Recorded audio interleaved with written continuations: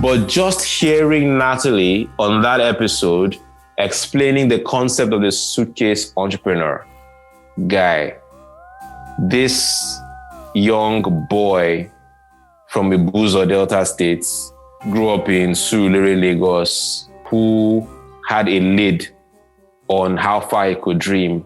My head was burst open. She was talking about realities I had never seen or heard or fathomed of before. Like what? She lives from country to country out of her suitcase because she only works from her laptop.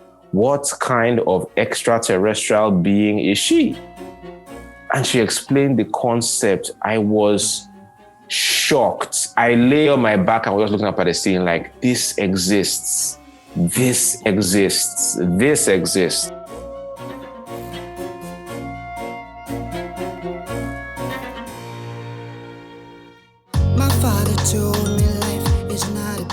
This is Origins Africa podcast, where we explore the origin stories of people who have made and are making their dreams come true, asking the what, the when, the how, and the why.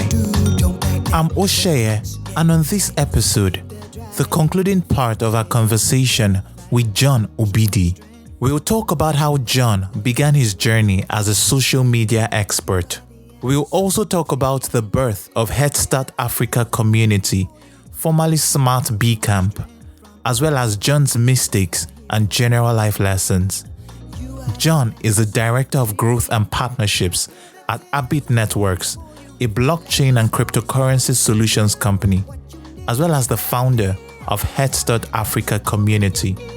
This interview was recorded in April 2021.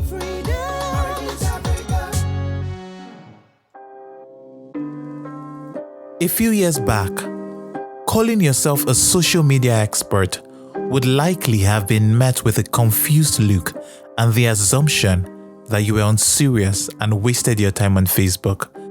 But more recently, careers in social media have exploded as companies realize the value of reaching their customers on the medium where most of their time was spent.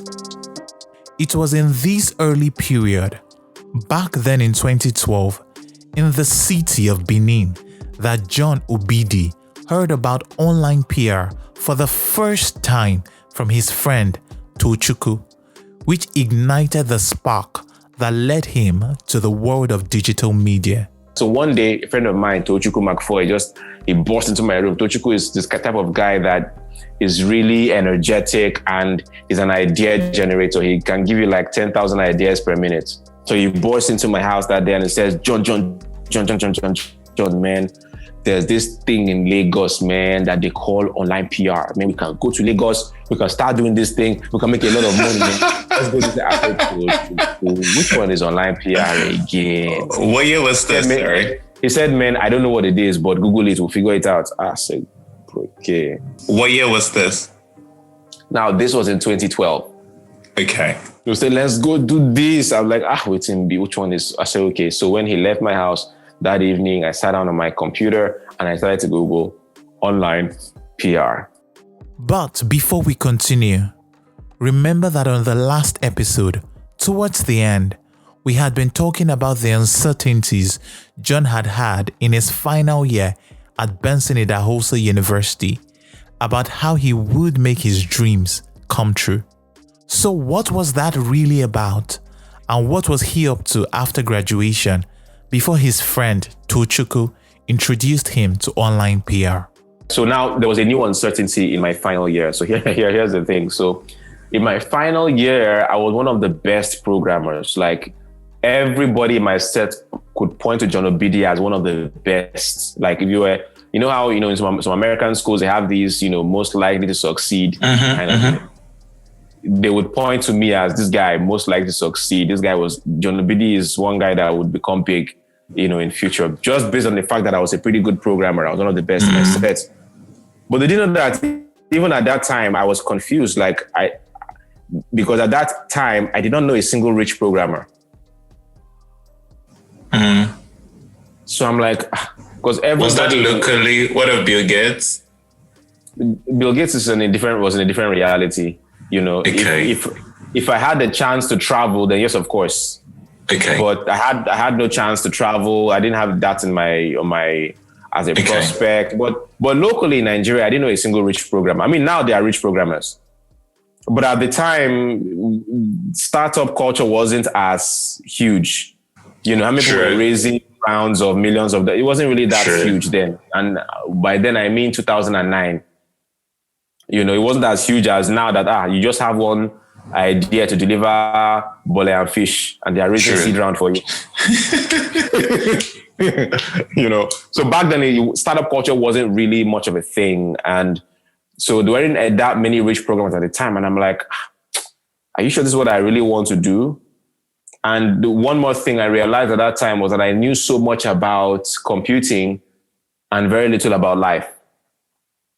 So I was timid, especially of things like public speaking. People don't believe that about me right now, that I used to be so terribly and chronically shy of public speaking.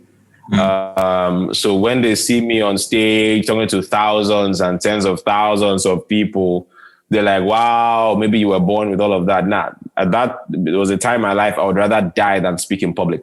So there were so many life skills that I didn't have and I didn't know, that I thought, you know what, I'm done reading about programming. I want to learn about life now. And so I began to read books, and that was where I discovered. This was in your final year? My final year, yes. What? So I mean, I knew enough to pass my exams, but I didn't want to keep on reading programming books and become the best programmer in Benin City. I wanted to learn what life was outside of programming. And this was simply from you being confused and doing some introspection and coming to the realization that you didn't really have life skills necessary, and you decided to on that. Yes, and I think because I had a very philosophical foundation, thanks to my father. So I always asked myself a lot of heart-searching questions, like, who am I? What am I doing? What's my purpose here? Does it even matter? So I would ask these questions a lot of times, and I realized that I didn't have much of an impact on the broader world. And that was because I didn't really have as much life skills. So I began to foray into the field of personal development. And my first book I ever read, and I finished it almost immediately. It's a very short book, and I always recommend. It was written by a man named James Allen, titled As a Man Thinketh. Very old book. It's so old that it is free. It's on the public domain now. As a Man Thinketh. So I read that book and I was like, oh my God, this is amazing. This is huge. And so I began to read more. I was exposed to speakers and writers like Les Brown, Tony Robbins. What did As a Man Thinketh leave you with that you said it was amazing and good? So all my life, all I ever knew for personal development was the Bible. I never knew anything outside of the Bible. I knew the Bible back to back, even till today. But I think something inside of me wanted those philosophies to be validated by something outside of it. I didn't want to be in some echo chamber where you're only right to adherents of the faith. I wanted truths that would be deemed universal. A Muslim would see this and agree, yes, this makes sense. A Buddhist would see this and agree, yes, this makes sense. An atheist would see this and agree, yes, this makes sense. So I guess there was something that like that I was looking for on the inside. And when I read As a Man Thinketh, I was like, boom. Even though the connotation might appear Christian, but it applies to everybody.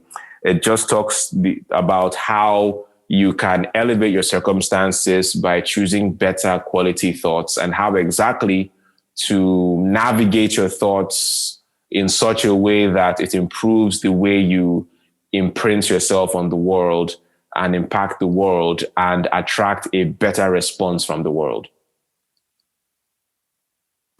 Interesting.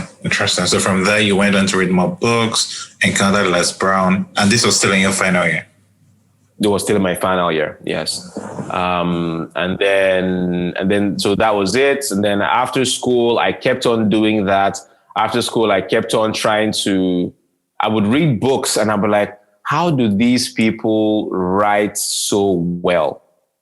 and I started honing my skills at writing. I started trying to convey, I started working up the gift of thinking and putting my thoughts on paper. And that's how I learned to write. That's how I learned to, I used to be terrible. This was what year? Now, this was like in 2011. I started writing. And I began to write every single day. In your notepad or? On my computer. At that time, I had a computer. I would write. And I never really put these things out in front of anybody. It was just for me because I didn't think it was good enough at the time. But a friend of mine came over to my house one day and he was looking at what I was writing and I was like, that's interesting. And he was taking notes. I was like, okay. So it was a validation of some sort. Yeah. So that's the first time I thought that it had value. So I started a blog then and I began to put my writings out there. But, the blog, I moved on to other things. But that was when I first started writing. But I was still a programmer. I was making a living as a programmer, web designer. Okay. But then I read that it was difficult to find job initially though. Oh yes, because it's Benin City. The ecosystem was not as developed as Lagos, so lower paying jobs and all of that. And I said, you know what? And again, there's this thing in me that's like vagabonding. I'm always moving from place to place, So I'm like, even this web design, how can I harm? I didn't know a single rich web designer. I was like, it was paying the bills, and I needed to move to something that was more. That offered me a faster lane, but I didn't know what that was. So I just kept my mind open. And at this point, you were teaching, right? I was what? Teaching, right? Oh yeah, I was trying to supplement my income really. So I was taking up, I was teaching web development classes in Benin City, teaching programming classes. It was not so convenient. I had to supplement my income and survive. So I did that. But then again, so you're working as a web designer in a company and then you're supplementing your... No, I was working for myself as a freelance web designer. Oh, okay. I was not a very employable person, unfortunately. How do you mean? Yeah, I mean, employable, I have this overly independent mindset. I mean, this was a time before I discovered what personality tests were. Okay. Right. So if I had done personality tests when I was much younger, I would have just known straight up that jobs were not my thing. I see. But yeah, so my personality does not really respond well to creative control. I appreciate creative autonomy. And so it can get rebellious at that stage. So because of that, I always only worked for myself because it was a situation that I felt in control of my creativity and my direct circumstances. So I was a freelance web designer at the time. Okay. But still, when it was time to move on from that, I moved on from that because I started to hate web design. I didn't see a path to superstardom as a web designer. Okay. I didn't see a path to stardom. Yeah, you could make a good living, but I wanted to be a star, not just regular, so I just kept on biding my time but I opened my mind. And it was at this point that Tochukwu burst into John's room to introduce him to the world of digital media. So what happened after John heard about online PR? That evening, I sat down on my computer and I started to Google online PR. And I was like, whoa. I didn't quite like the term online PR because to my understanding then, it sounded like, light-telling. But I saw related search results. I saw social media marketing, social media strategy, and I was like, wow, I could do this. And I thought instantly that if I could learn this and become the best at it, it would open doors for other things. Because I was a programmer, who would create great software that only I would use. But I thought if I could master social media marketing, then I'll be able to drum up publicity for anything, whether it was my ideas or someone else's ideas. So I started learning it, reading blogs and learning, practicing. I created my own blog. I was teaching as quickly as I was learning. And then there was this podcast I always listened to back then in 2012. It was called, and it's still called, the Online Marketing Made Easy podcast by Amy Porterfield. Now, I loved listening to that podcast, but on one of those episodes, Amy Porterfield had a guest. That guest, her name was Natalie Sisson. Natalie Sisson was the author of the book called The Suitcase Entrepreneur. The title of that episode was, I think, The Suitcase Entrepreneur, because I think they were using that episode to promote her book and all of that. But just hearing Natalie on that episode explaining the concept of the suitcase entrepreneur, guy, this young boy from Ibuzo, Delta States, grew up in Surulere, Lagos, who had a lid on how far he could dream, my head was burst open. She was talking about realities that I had never seen or heard or fathomed of before. Like what? She lives from country to country out of her suitcase because she only works from her laptop. What kind of extraterrestrial being is she? And she explained the concept. I was shocked. I lay on my back and was just looking up at the ceiling like, this exists. This exists. This exists. And then after her, I discovered another key person, the author of The 4-Hour Work Week, Tim Ferriss. I read that book, The 4-Hour Work Week, and I was like, yes, this is it. And the title of the book, if you look at the cover of the book, it says The 4-Hour Work Week. Then the smaller title was How to Escape the 9-to-5. And wait, let me Google so I can say the correct way. 4-Hour Work Week. It has a very seductive title. It says, yes, the 4-Hour Work Week says, escape the 9-to-5, live anywhere, and join the new rich. And if you look at the cover, it has this picture of a man, or I don't know whether it's a man or a woman, but a person in a hammock in between two palm trees or two coconut trees. And I'm like, hey, Onyoshi. I was like, oh my God, I was sold. I consumed that book. And between these two books, the 4-Hour Work Week and Natalie Sisson's The Suitcase Entrepreneur, I knew that this was who I wanted to be.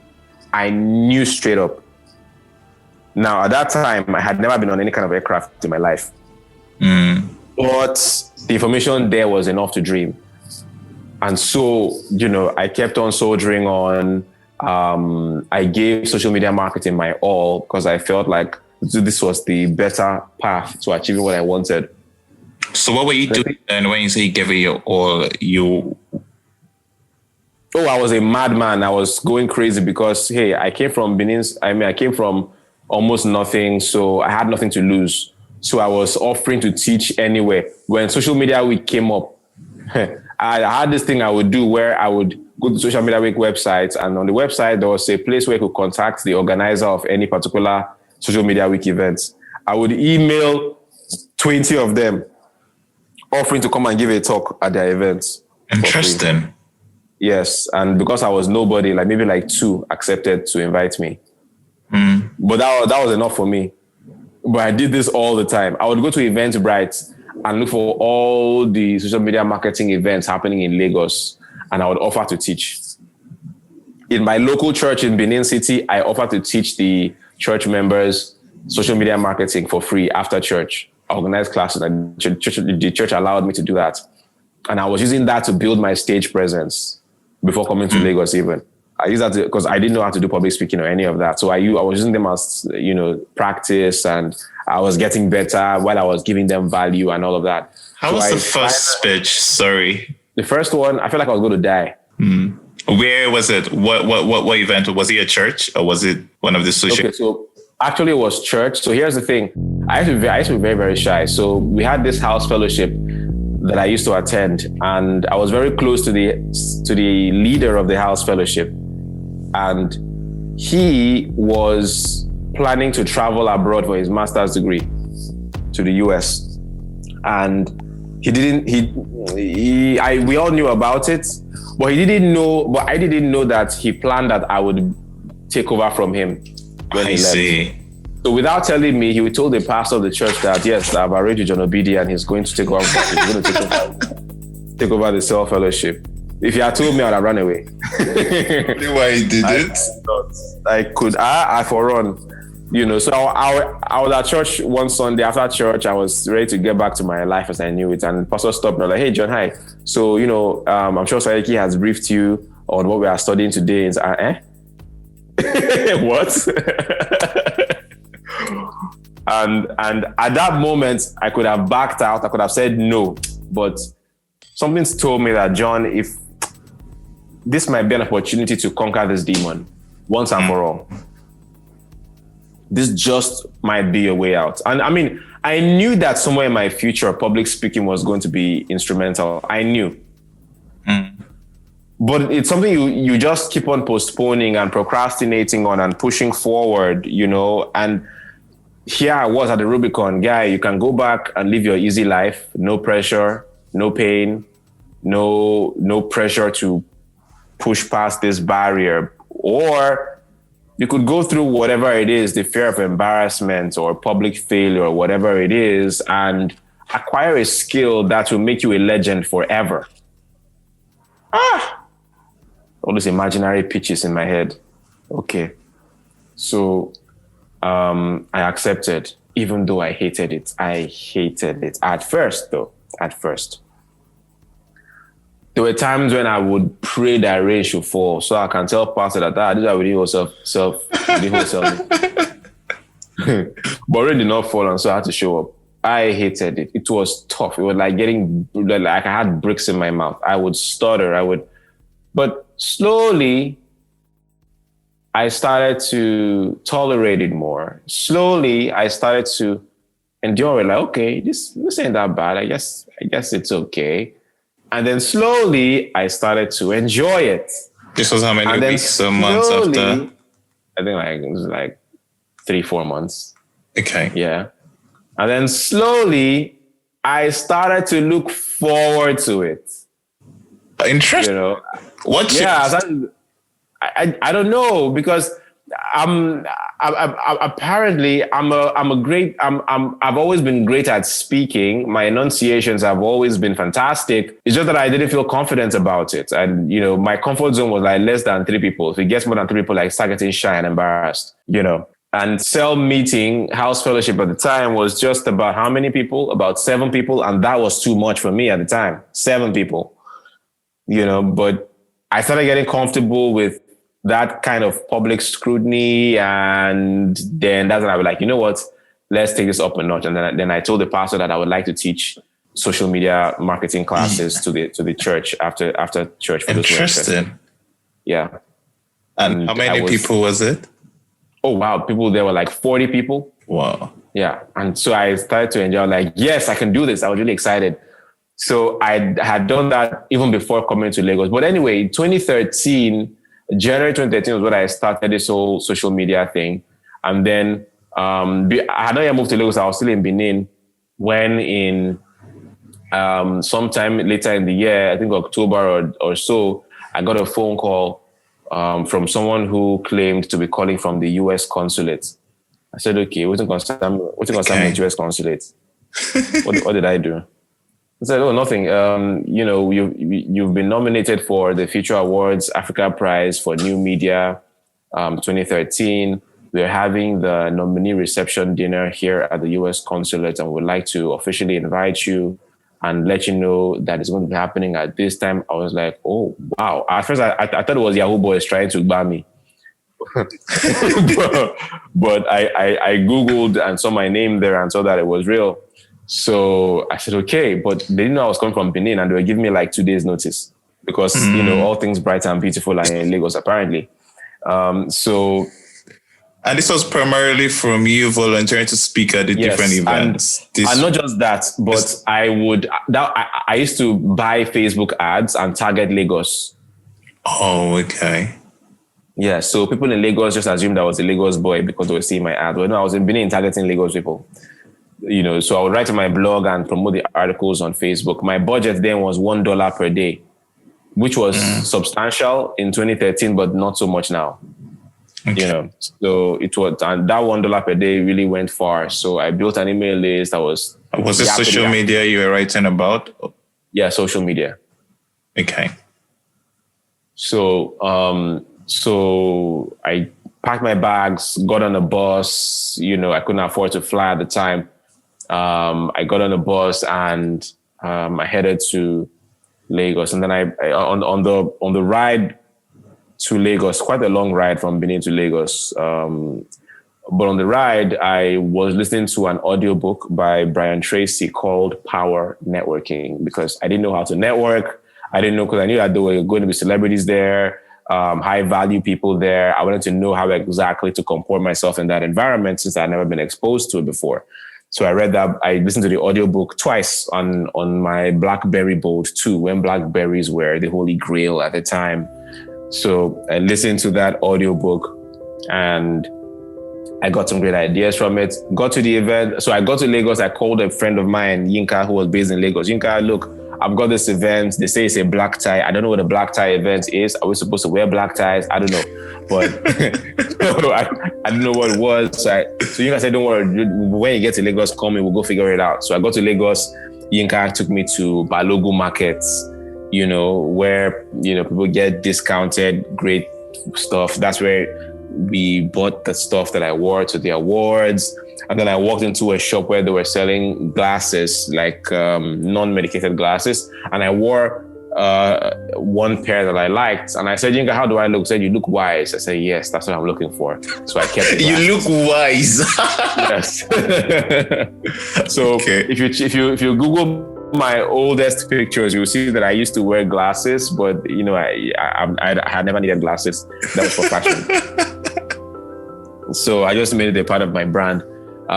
So that was it. I got the Future Awards. I was nominated and I was so happy. It was validation that this is what I was going to be doing for a long time. And it fueled my desire to move to Lagos, which I did in February 2014. I moved from Benin to Lagos and started over. And yeah, that was another turning point for me. I think I read you didn't win the award, yeah?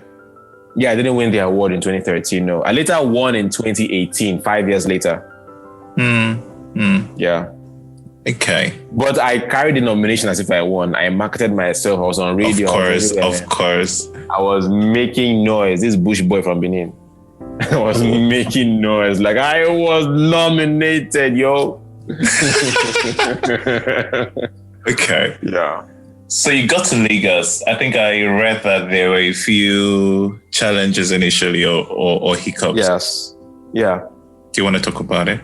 So getting to Lagos, you're exposed to the same problems that all young Nigerians are faced with, infrastructural problems, light and internet, which is something that the first world never has to deal with. But anyway, I have to deal with that. So I was wondering, okay, so how do I handle light and internet? I didn't have money to buy and fuel a generator. And then I would ask questions around, and somebody mentioned something called a co-working space. I was like, what is a co-working space? He said, yeah, that there's this one called Co-Creative Hub, CC Hub in Yaba. You can go there and use it as your office, use their light and their internet, and use their space to work. That sounded like an interesting concept. I'd never heard about it before, even especially from me that was coming from Benin City. So I went to CC Hub. I was living in Surulere with a friend, and I went to CC Hub in Yaba, and I inquired, and they told me what they had and how much it was to join. I said, how much is it? She said it was 30,000 naira. I said, okay, per month? She said, no, per year. I said, what? Are you kidding? I got the money, I paid, I registered, and that was my start. So I would leave where I was. I would take like one bus and 2 keke, I think, the good old days. And I would get to Co-Creative Hub in Yaba. And I would get up the elevators and I would get into the space, and I would use the space to work. I could have light, I could use their internet. And I made really good friends there. There's some fantastic friends friendships I had then, friends who have gone on to do amazing work in their lives and in their businesses. But that was my start. I think I had worked out of that hub for about 6 months. And then I had saved up enough money to get my own accommodation and create my own work from home environment. So with an inverter and all of that. So what were you doing? Yeah, for a living, I was still designing websites. I hadn't stopped yet. Okay. Because, money was still coming in from there. But I was beginning to make a name for myself in social media marketing. So I would do social media agency. I would manage social media accounts for people and companies. And then I would train people. I would train their staff. That's what I was doing up to that point. And then it was later that year, 2014, that I said, you know what? I think I have matured into this. I'm going to hold my first event in Lagos. And I did. Hey. Yeah. How did it go? Oh, it went well for a first time. I got on radio and promoted the events. We did flyers, we did some ads. All in all, we had a pretty decent turnout, but I was really happy that, I was able to make that happen. And I like gifts. I like roles that allow me to use my gift of teaching and speaking. So it was a natural thing for me. And that was like almost the beginning of my core public speaking career. Even when I wasn't teaching social media marketing, because I came from a pastor's house, I typically used Bible verses to teach certain lessons, certain life lessons, and those things just blossomed from there. And then 2014, I was invited to Benin City to speak at Benga Sessions event, Paradigm Initiative, Nigeria. The event for that year was hosted by my alma mater, Benedict Hausa University, which was interesting. And so now this was an interesting one. Now, when they invited me, all I knew at that point was road transport. But they booked a flight. I said I was traveling by air. I said, okay. Now, I had never been to an airport in my life up to that point. People don't believe me because they think I look too posh for that kind of story. But it's true. I had never been to an airport. So they assigned me a protocol officer. So I called the protocol officer. I can't remember what her name was. I said, please, what kind of ID card do they use at airports? She said, any your office ID card will do. I said, okay. That was when they still allowed such ID cards. So I used that. So I remember getting into the airport. That was during that Ebola period. So they would check your temperature and stuff. Okay. So I got into the airport and I just stood there looking like a lost puppy. I didn't know what a check-in counter was. I didn't know I was just standing there looking around. I didn't know what the heck was going on here. As I was standing there, I heard somebody call my name. Hi, John Obidi. And I looked. It was a convener at Benga Session. Apparently, he was on the same flight. So he said, good afternoon, sir. I said, oh, you are here already. Okay, have you got your boarding pass? I didn't know what a boarding pass was. So it definitely means that the answer is no. So I said no. I've not gotten whatever that thing is. No. I said, okay, let's go this way. Thank God, I just followed him. So I just copied whatever he did. If he moves left, I move left. If he moves right, I move right. We took our boarding passes. When you get to the machine that scans you, take off your shoes. I took off my shoes. So I was just copying everything. We got on the plane. I remember when we were even on the plane, it was my first time, so I didn't even know what turbulence was. So you know how Nigerians can be dramatic. So when I was hearing people shouting, Jesus, Jesus. I don't know why they were shouting. I thought turbulence was like, it's normal. Like, the way we have gallop on the road. So like, it was when, we landed and somebody went to warn the pilot. I was like, okay, this just got real. All right, cool. So we got to Benin, did the thing, and it was good. On the return flights, I was on that return flight with Inye Oluwa Aboyeji. Okay. And we're all speakers at that event. So that was where I met him for the first time, and that's how we became contacts. And was it social media you spoke on? Yeah, social media.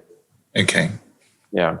So he gave me some ideas on how to take my business to a much higher level. And, we were basically talking about how I could take my business ideas to Canada and other countries. But this guy that was telling me all these things, you don't know that this flight me and you are talking on right now is my first time ever flying. I don't know why people just look at me and assume I come from a rich family. I don't know why. I have this aura. I don't understand. People have this assumption. So he was talking, and I love these ideas, but I'm like, how can I even assimilate these ideas when, I just started flying, but it was great. And I remember landing back from Benin, I was like, so fast, because I'm used to the hard way of doing things. You're living in Benin, you travel on by road, you now stop at Ore. Everybody will come down. Get refreshments and all that. The driver will be honey, baby, oh yeah, make we go. I know it's giving you memories. Yeah. So that was the kind of thing I was used to. And then there was a time when there was even an armed robbery happening and our boss had to park and just wait for them to finish what they were doing in front before we could continue. So that's what I was used to. Then you now get home, it's late, it's dark, everybody's tired. But you enter an airport, enter a plane in like 45 minutes when you've landed and it's comfortable. I said, John, you are never traveling by road again, ever. That was it, And how old were you then? This was in November 2014. So minus 86, I was 28, right? 4 minus 6, I was 28. I see. Okay. Yeah. So you returned. Yeah. So you shared the ideas. Yeah, so I returned to Lagos. Yeah, and I began to implement some of those things. And I think it was not too long after that, I was able to get a client that paid me my first ever, million naira sum. That was about 3 million naira. And that just set the tone for that was my big break, actually. That just set the tone for the rest of my career. And I began to grow and grow and Did you grow. pitch for it? You just met them. Was it a cold call or you were reached out to? I was reached out to. It was a campaign that somebody was already running and they'd had me teach somewhere. And so they just decided to call me and hear what I had to say. They asked me to send a presentation. And at the time I was terrible at making slides. I still am terrible at it, but at least I can afford to outsource that now. But okay. I was terrible at it then at a stage where I could not afford to be terrible at it. So I said, okay, what do I do? So I made a screencast with Camtasia Studio. I did a social media audit of their social media handles. And on the screencast, I explained what I would do better. And I submitted the video. And they were like, wow. And they brought me on board. They paid me to handle the campaign. And that was my big break. It was my really big break. And I just began to grow from there. From that money, I was able to get my passport for the first time. Then I traveled out of Nigeria for the first time in 2015, September 2015 for my birthday. I went to Brazil for 10 days. I came back and I went back to Brazil again for Christmas. I spent 40 days this time. Interesting. Yeah, I actually meant to spend a lot longer, but the trip was cut short, unfortunately, because I got news that my father had passed. And so I had to come back for the funeral and all of that. So that was, so I was having the time of my life. That was when my life just took off. Yeah. Like Two-Face would say, today is the first day of the rest of my life. In just a moment, John will talk about the death of his father, the birth of Smart Bcamp community, now Headstart Africa, as well as his lessons, mistakes, and life habits. Stay with us. I'm Osheye, and you're listening to Origins Africa podcast. Hi, dear listener. If you love our show, please leave us a review on iTunes and Apple Podcast. You can also send us a tweet or comment on Instagram at OriginsAF. We love to read from you. Nope, not later. Yes, I read your mind. Do it now. Thanks a lot. Also click the subscribe button and share with a friend. Let's make a difference together. One origin story at a time. Catch our one-to-one newsletter where we share with you one lesson, 2 quotes, and 1 question from each episode published. You'll find it at originsafrica.substack.com. originsafrica.substack.com. If you like it, please click the like button, leave a comment, share with a friend, and subscribe. Also, you can now watch video snippets of some of our guest interviews. Simply go to Origins Africa Podcast on YouTube, Origins Africa Podcast. Don't forget to subscribe, like our videos, and share. Let's make a difference together, one origin story at a time.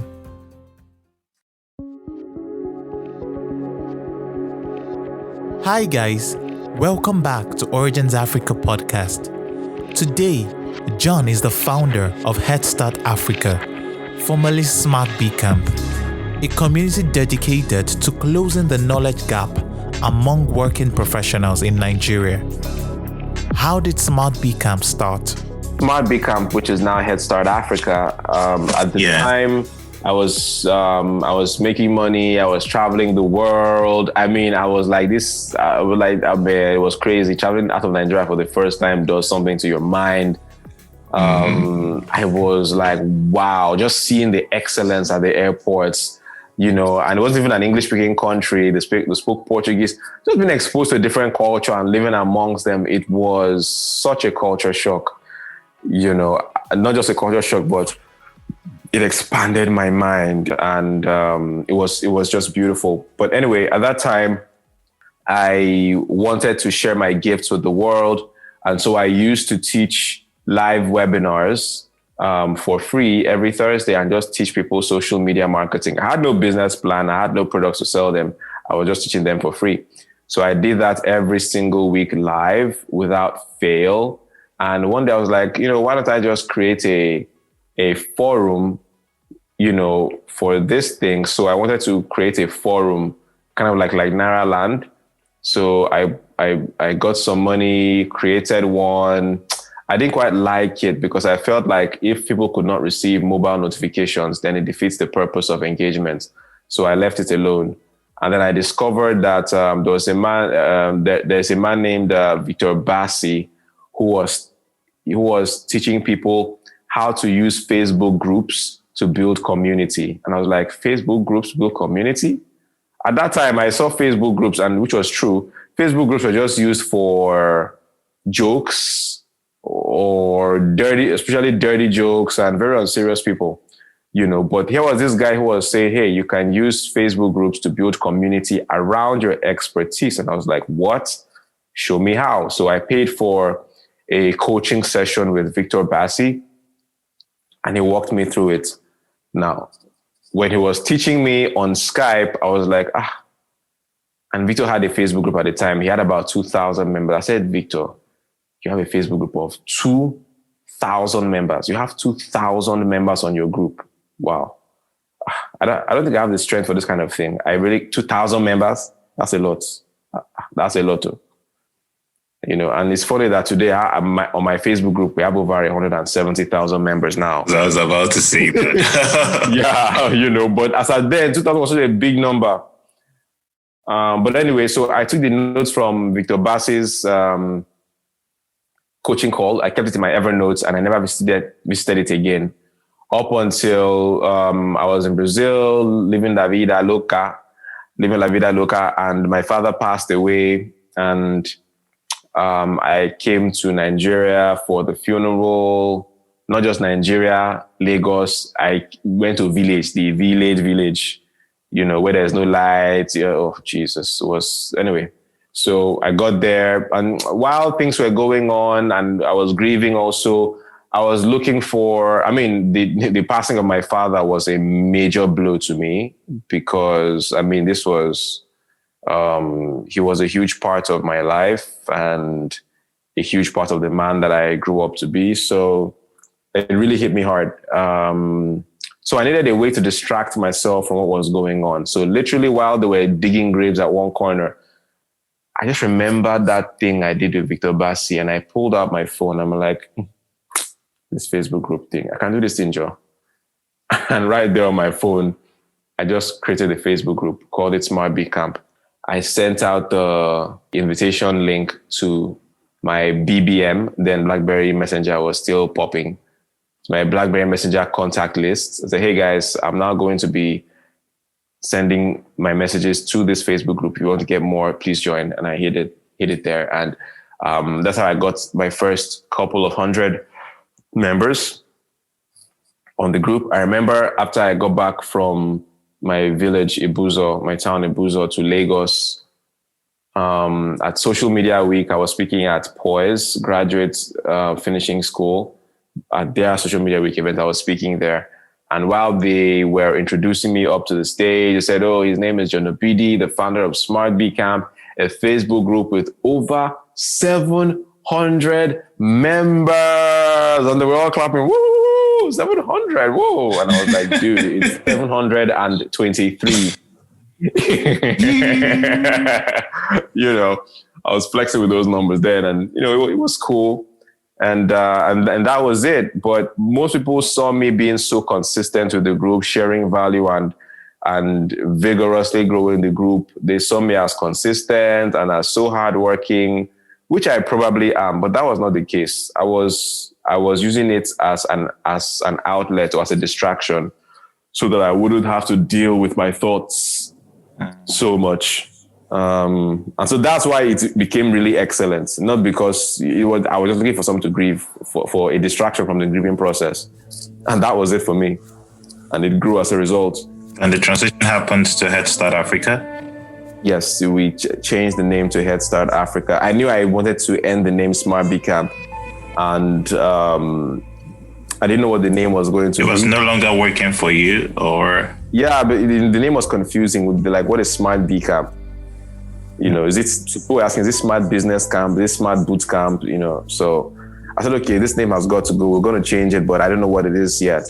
So one day I was in church and they handed us these memory verses that were supposed to give us a head start for the week. Okay. On small cards. And I looked and I said, and I saw the name on the card, Head Start, and then the memory verse. I said, that's the name, Headstart Africa. And that's what I renamed the movement to Headstart Africa. So that's what brought us where we are now. Okay. Between 2013, when you got the Future Awards nomination, and 2018, I think, when you finally won, 5 years. 2014, were you still nominated all through the years until 2018? No, I wasn't. How did you feel about that with all the work you were doing through the year? Well, to be honest, I felt weird when the next year I wasn't, nominated. But I was like, okay, I don't know. I guess they have their criteria, so it is what it is. These things didn't. It's okay, to be honest. These things didn't matter to me as such because I was making money. I was fine. I was just grateful. I was just grateful to be. This is someone who was, born into poverty and all that, and finally, I'm able to have predictable income. I'm able to, be an architect of my circumstances. I can exercise my power of choice. Power of choice is something that many people that have it take for granted. That you can wake up today and decide what you want to have for breakfast. That was never my experience growing up. We only had to take what was available, and being able to do that every day is just a blessing. And so it didn't really mean much. I was just happy that life was better and getting even better, and by 2018, when I was renominated, I was like, okay, cool. It'll be nice to win it this time. And funnily enough, when the nomination came, I was in Brazil again in 2018. Okay. Yeah, they invited me for a speaking engagement at Festival of Transformation. So I went there to speak, and there was there that I was nominated, and I promised them that I would be there for the event. So I actually left Brazil to come back to Lagos for the event. And as fate would have it, I won, picked up the trophy, and I headed right back to Brazil. What did winning do for you? Oh, well, I was happy about it. It was some validation, and a lot of people took me very seriously when I won that. It got me more media appearances, and it got me leverage too in the international community, because when they would invite me to speak in countries around the world, they would say, "Oh, this guy is." I remember when I went to speak in Brazil again in 2019. I have only like 2 videos on my IGTV. This is one of the videos on my IGTV when I was speaking to that crowd in Brazil. So hearing that I won the Future Awards Africa Press of New Media, how they translated it to Portuguese was that this guy is the best in new media in Africa. I'm like, dude, I didn't say all that, but okay. I didn't say all that. I don't want to get into trouble. Anyway, there was no cancel culture then yet, but still, I don't want to get in no trouble. Dude, I didn't say all that. I just said I won the Future. I was like, well, whatever, man. So they announced it, and so they were so happy to see me and stuff. So it did help my branding, my perception internationally, and, the clients and my audience in other countries that I've been to speak and to teach and to train. They saw me as a powerhouse in Africa, and it helped the bottom line too. How did the evolution happen from social media now into being the personal development expert? How did the transition happen?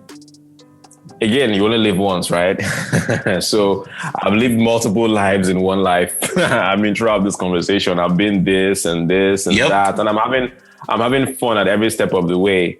Because again, we only live once. Nobody knows categorically what lies at the end.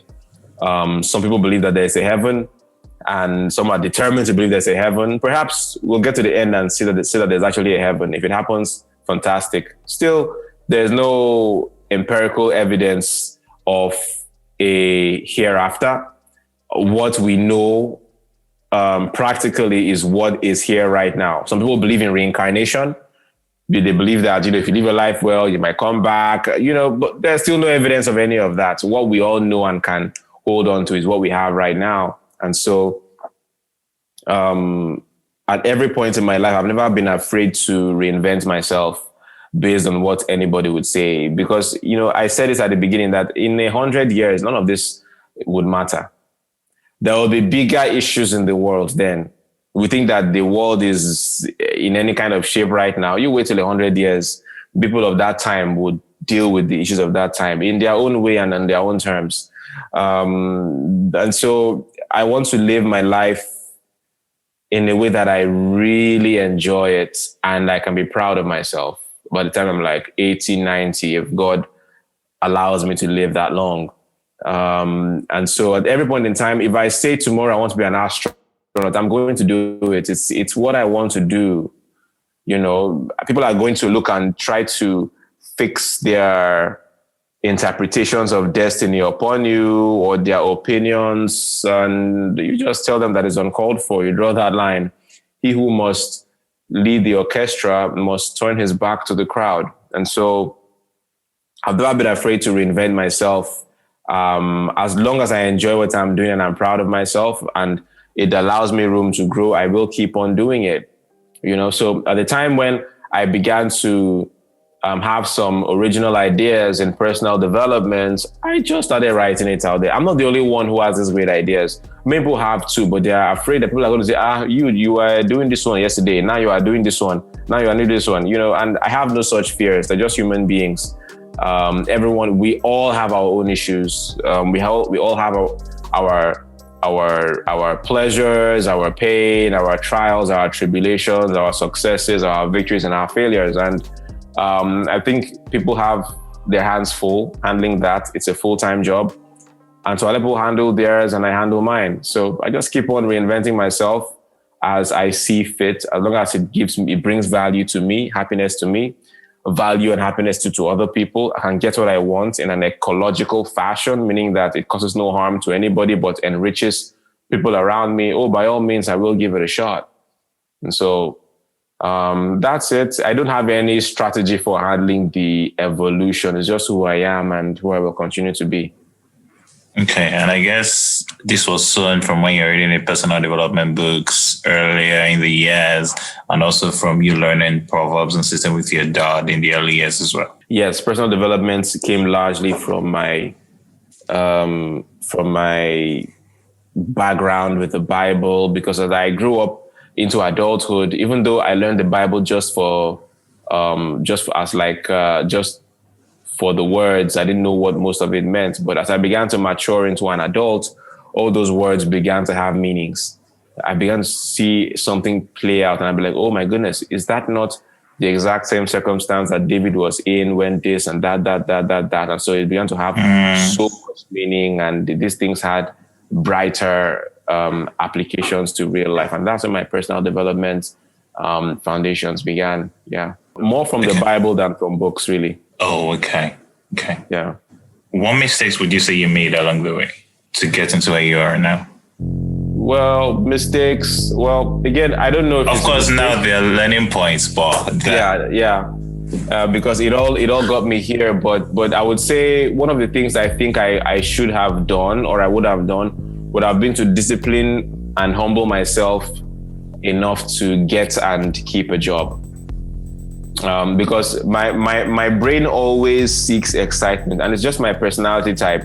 My brain always seeks the excitement of something new and something novel and something stimulating. But sometimes empires are built by just consistently doing the boring stuff, and some of that, if that's not who you are naturally, it's going to take you disciplining yourself to make sure that you follow through on doing these things. You take orders, carry orders out, and all of that. And there's a softer landing it gives you when you want to venture out into the world. I never had that soft landing, so things were hard for me, unnecessarily hard for me. But anyway, I'm here now, but I think that it could have been easier. Okay. When did you feel most alone? When did I feel most alone? I'm naturally an introvert, so I don't really feel alone. I'm very comfortable in my own company. So alone is not a word that I've actually used in reference to myself at any time, no. Okay. So I think the question, if I were to rephrase it, would be perhaps the lowest point, maybe the point you felt everything was against you and nothing was working and that sort of thing. I don't think anything comes close to when my father passed away. Okay.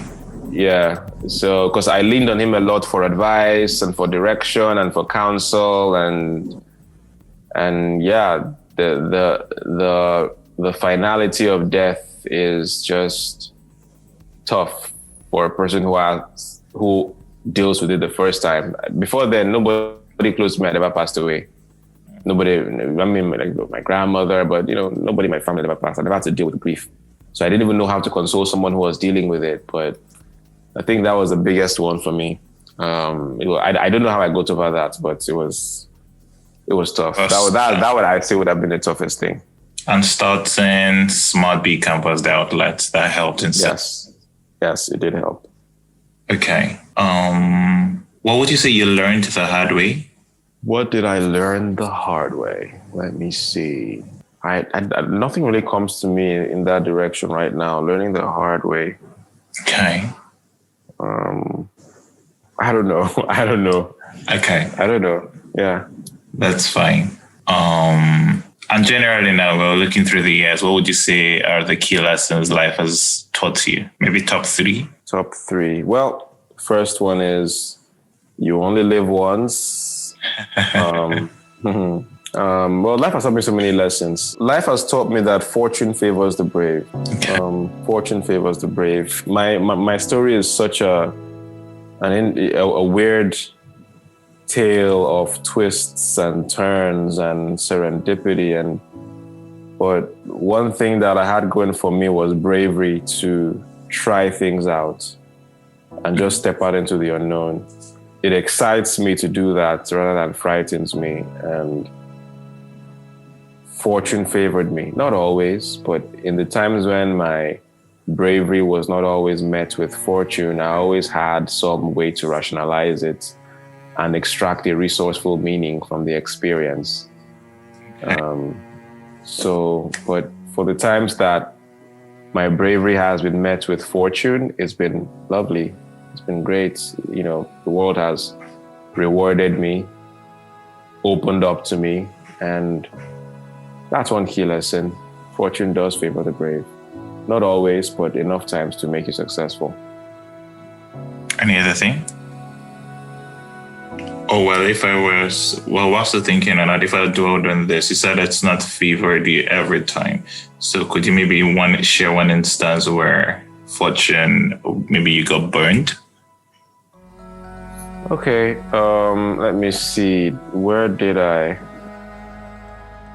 So, well, I mean, there have been things I tried out that did not quite work.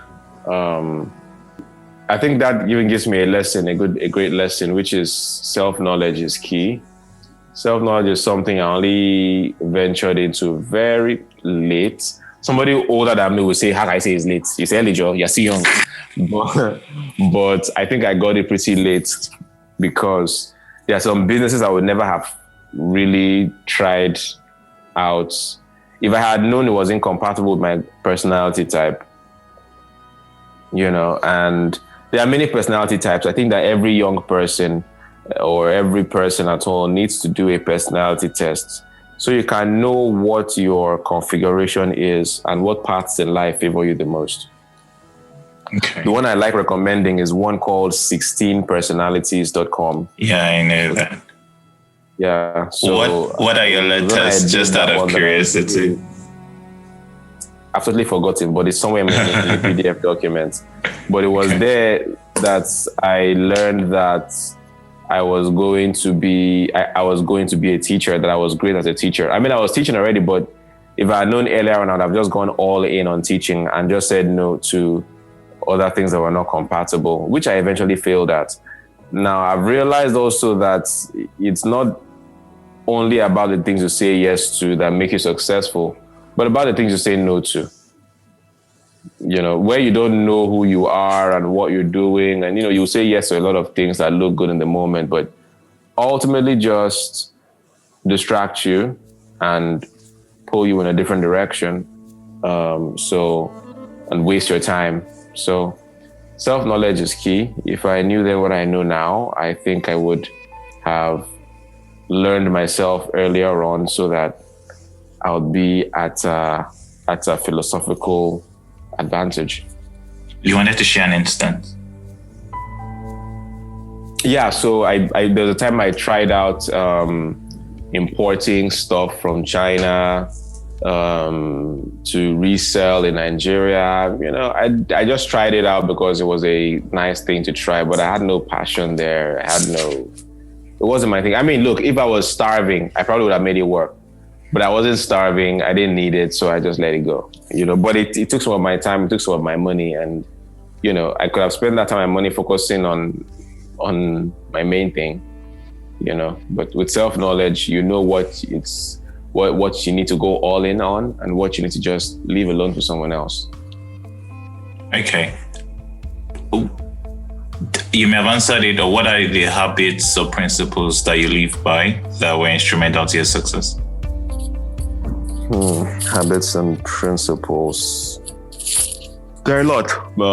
I try to live by the wisdom books of the Bible. I love the wisdom books, Proverbs and Ecclesiastes, and I live my life by a lot of the principles in there. I think that you're the average of the 5 people you spend your time with. So I like to spend my time with people who inspire me, whose virtues I would like to have, and I'd like to be of value to these people too. I learned these and more, so much more, from most of the writings of King Solomon in the Bible. And I try to live as best as I can by these principles. Okay. I heard you say that the most successful people in Lagos are oftentimes, if not always, the most connected. Yes. So it then becomes important for even the ones who are intelligent to really build connection and network with people, right? Yes, it's very important. Could you touch more on that a bit? Yeah, well, the thing is, they say that people who are always top of their class in school, sometimes they struggle in real life because they're not used to collaborating in school. But in real life, you have to collaborate. The kids in school who don't do quite well, they tend to be more collaborative because they know straight up that, I don't have the answers. They know. So they are already pushed towards the area of collaborating with other people. So they reap those rewards. And so and someone who also has built an identity, a personal identity of being super smart, also struggles because you feel like I should be able to figure this thing out. Why do I need help? Why do I need to collaborate? Right? But someone who has never been anything, right from primary school, he hasn't collaborating, even though they call it copying.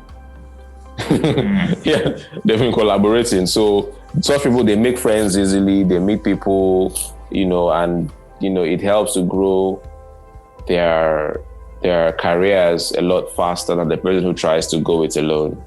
So yes, that's very applicable. Okay. What would you ascribe your success to, looking through the years? Your hard work, skills, and talents, or luck? Luck. Luck has played a role. Hard work has played its role. Talent has played its role. I think they all have equal roles. I'm not going to say I've not been lucky. I have been crazily lucky. But thankfully, those times when I was lucky, my hard work and talent enabled me to extract as much benefit from those experiences as possible. How do you unwind today? Video games, PlayStation 4. I see. If you were in my shoes, what question would you have asked yourself that I've not asked you yet? What question do I ask myself? Yes, that I've not asked you yet. No more. Let me see. What would I have asked? I don't know. Maybe what's next for John Obidi? Okay. I was going to after this, but yes, you can ask. Okay. So what's next is I'm committed to building ABiT Network, growing us. We have a presence in Nigeria, Rwanda, the United States, and now in Dubai. Looking to grow our operations deeply into Europe. We have a token called Tatcoin, and we already have about 1.5 million users on the ABiT Trader app, and that is still growing. But it's predominantly our African user base using it, but we want to now push it and make it a mainstream app in Europe and in North America. So that's what I'm committed to doing for the near future, and I guess that's what's next for John Obidi. Okay. Who would you like me to interview next? Who would I like you to interview next? So there's Blessing Abeng. I think she has very interesting stories. Okay. Yeah, I think she has really interesting stories that people could benefit from. That's John Obidi. He's the Director of Growth and Partnerships at ABiT Networks and the founder of Headstart Africa community. Thank you for listening to our show this week. If you liked it, do leave us a review, a comment, and share with your friends. Tell a friend to tell a friend to tell a friend and to tell another friend. We would also love to read from you, so please do send us a tweet or leave a comment on Instagram at OriginsAF. You can also write to us at originsafricapodcast@gmail.com. Remember, do subscribe at wherever you get your podcast: Google Podcast, Apple Podcast, Spotify, YouTube, SoundCloud, amongst others. Catch our 121 newsletter where we share with you one lesson, 2 quotes, and 1 question from each episode published. You'll find it at originsafrica.substack.com. originsafrica.substack.com. And of course, if you like it, please click the like button, leave a comment, share with a friend, and don't forget to subscribe. Join us next time as we have a chat with Fadil Guru, the founder of Bookings Africa. I'm Oshaya, and you've been listening to Origins Africa podcast. Bye for now. My father told me life is not a bitter road.